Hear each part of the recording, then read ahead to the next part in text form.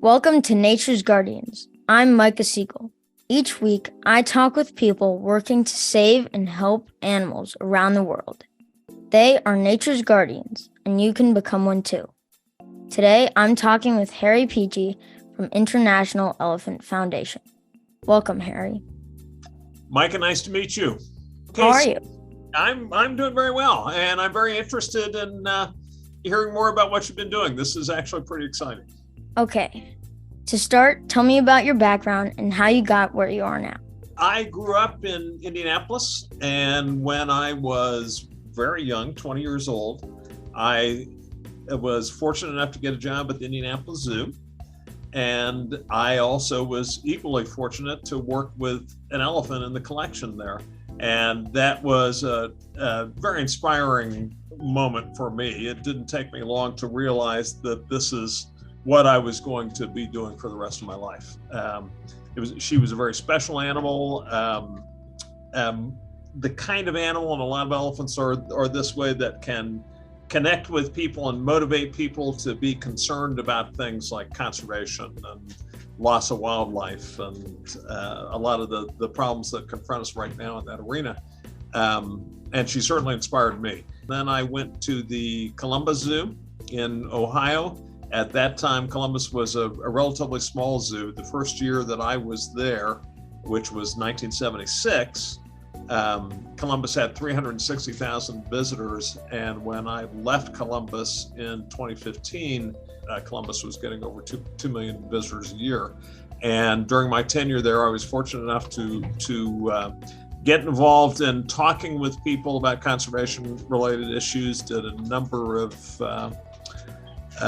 interviews on national television and local television as well, and I got connected with the International Elephant Foundation. At that point was on their board for a number of years, and then in 2015 became an advisor on the wildlife train. I'm now out at the zoo in Boise. What have you been doing at all these zoos? Well, most of my time has been spent working with large mammals, specifically elephants and rhinos. I've been fortunate enough to be involved with a program at Columbus that produced elephant calves and rhino calves. We bred elephants and rhinos both. I was also an opportunity for me to see just how motivated people can be by elephants, and young elephants in particular. When we had our first elephant calf, we had people that stood in line for over 2 hours to see our first baby elephant. So obviously something they cared about, and we were able to take that opportunity and talk to people who came to see our elephants about conservation, about the wildlife trade, about the challenges facing elephants and rhinos. So how many elephants are there in the United States, and how are they treated? Well, let's talk about North America and not just the United States. And we're talking about just elephants that are in AZA zoos. There are about 150. If you're an AZA zoo, you have to abide by certain standards of accreditation. And within those accreditation standards, there are sections that deal specifically with how elephants are managed and cared for. So what do you think about zoos in general? Zoos in general are great places to inspire people about conservation. For example, International Elephant Foundation is in fact a collective endeavor by zoos that manage elephants.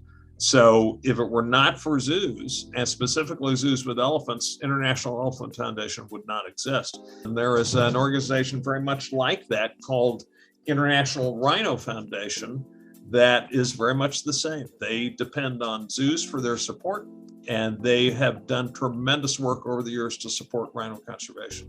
What role have you played in anti-poaching? I have been able to do a couple of things that I hope have helped. One is fundraising to support some anti-poaching efforts in Africa and Asia both, all of which had a connection with zoos that were supporting field conservation. And in that role, I've been able to have a direct impact on conservation of elephants in the wild and in preventing poaching. In South Africa, which had the largest rhino population in the world, and still does actually, rhino horn became so valuable, and very much like ivory in that regard, that there were veterinarians that got involved in rhino poaching. They could make more by being involved in the poaching of a single rhino than they would in an entire year or two of veterinary practice. So the temptation was pretty strong, and there were vets that got involved in that. Some of the people that go to vet school there are actually from countries overseas. I hope that some of what we talked about in that class, they were able to take back and have an impact on their colleagues back in their countries of origin. I spent some time in Indonesia, actually, on a couple of occasions, specifically to start a campaign to work on behalf of elephants in Indonesia, specifically Sumatran elephants. So while in Jakarta, the capital city, people thought that the animals that they saw at the zoo were the same animals that were in the forest. So they thought that there were giraffes in Indonesia, and there were not. In Sumatra, there were elephant camps. And there were people, these were camps that were originally started with the idea of protecting Sumatran elephants from people in an expanding human population, but they didn't get much financial support. So when I went there for the first time in 1998, I went specifically to an elephant center, and they were called elephant training centers at the time. And there were 125 elephants that were there. They were mostly males, and they were not in very good physical condition. And what we did was start working to give the mahouts, the people that take care of the elephants there, the skills that they needed to do a better job. We also started providing some training for veterinarians that worked at the camp because they had no training in elephant management. We actually ended up buying drugs to worm these elephants because it was obvious that there was a huge parasite problem in the elephants at the center. IEF is sponsoring medical research. Tell us about that. There is a disease, it's a viral disease, and it's referred to as elephant herpes. And it is devastating for elephants. It affects primarily elephants that are very young, and for a number of years it was automatically fatal. In fact, it was the leading cause of death in young elephants in North America. And initially it was thought to be a disease that only affected elephants that were managed in human care, but it turned out that this was a disease that existed in the wild. And as people were studying it in elephants managed in human care, they felt like one of the reasons that the disease had become a problem for those elephants is because they weren't with enough elephants to get immunity. In looking at that possibility, some of the researchers predicted that at some point, as elephant populations in the wild became more fragmented, the disease would emerge and become even more of a problem. And in fact, that's exactly what has happened. International Elephant Foundation has been supporting research work into the disease for over 30 years at this point. Researchers are right on the verge of developing a vaccine for this viral disease. And when that happens, the next task will be to figure out how we can deliver this vaccine to free-ranging elephants and develop another way to help save elephants in the wild. Tell us about genetic diversity. Are you concerned about genetic diversity? As populations become smaller, we have endangered species that are being attacked, if you will, from two different fronts. One, we've got change in habitat that happens at a much more rapid rate than we have ever seen in recorded history. And by the same token, these species, as numbers are reduced, lose that genetic diversity foundation that enables them to adapt to these changes. So it's getting more and more difficult all the time for species to respond. White rhinos, right before the beginning of the 20th century, dropped down to less than 60 and possibly less than 20 individual animals. And for most species, that would mean they were doomed. There was no way that they could survive because they had lost so much genetic diversity. Interestingly enough, though, white rhinos actually thrive from that point on and increased very rapidly until at one point they had brought the numbers back up to about 30,000 individuals. Unfortunately, at the same time when those numbers got that high, rhino poaching increased exponentially, and now that number of white rhinos has been cut almost in half. There are perhaps 17,000 white rhinos that remain on the planet. So tell us about the supply chain and demand for rhino and elephant tusks and horns. There's an organization called CITES, and CITES stands for Convention on International Trade in Endangered Species. They don't preserve wildlife, they preserve trade. To give you an example, elephant populations were pretty healthy up until the late 70s, and they were declining like all wildlife declined in the first part of the 20th century, but not at an extremely rapid rate. CITES, though, was formed in the 70s, and they looked at what was going on with elephants and trade in ivory, and they saw that there was a potential that the trade would disappear because elephants disappeared, but that the trade would disappear.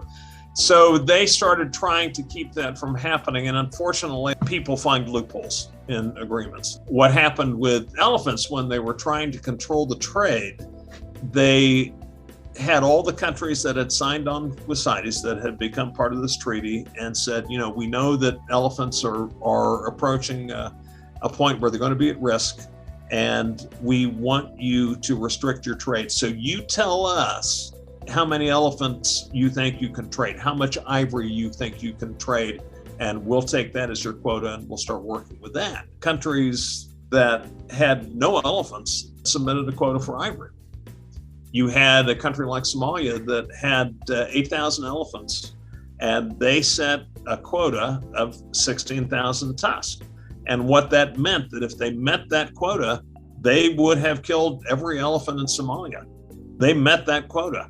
Oddly enough, there were still elephants in Somalia. And what was happening is that other countries and poachers in other countries that were not part of CITES would take that ivory and they would smuggle it to Somalia, and they would sell it as if it was ivory from elephants there.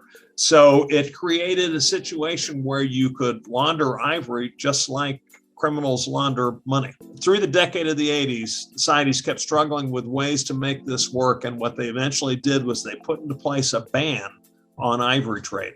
When they did that, literally overnight, the price of ivory by the kilogram dropped from $700 a kilogram to less than $2. And at that point, why would you poach? Why would you take that risk? There is no economic profit, and you won't do it. Unfortunately, because CITES, again, was designed to preserve trade and not wildlife, they kept looking for opportunities to reopen the trade in ivory. So they would monitor elephant populations, and they would see that there would be an increase, and someone would come to a CITES meeting, and CITES meets every 2 to 3 years, and they would put forward a motion saying, let's reopen trade in elephant ivory. And every time that discussion came up, poaching started to increase. And when those motions passed, poaching became out of control and elephant populations started to plummet again. CITES actually did this 3 times, and each time it was a disaster. So right now there is in place a complete and total ban on trade in ivory, and elephant populations are slowly recovering. Elephants as a species make a pretty significant investment in survival of offspring. There's one other example that I want to share with you because I think this is an important one, and this kind of says something about what we can do to slow down poaching and to help wildlife survive, and that is educating people. Letting people know about what is happening with elephants in the wild or what's happening with rhinos in the wild, and give them an opportunity to learn and act upon that. In the early 1990s, the primary market for rhino horn was in Taiwan, a huge market in rhino horn used for medicine. So there's an organization called Traffic, and Traffic is actually part of the United Nations through a series of connections. They went to Taiwan and they did essentially what was a consumer survey, but it turned out to be an educational process. They went to pharmacists and they went to people in Taiwan that used rhino horn as a medicine.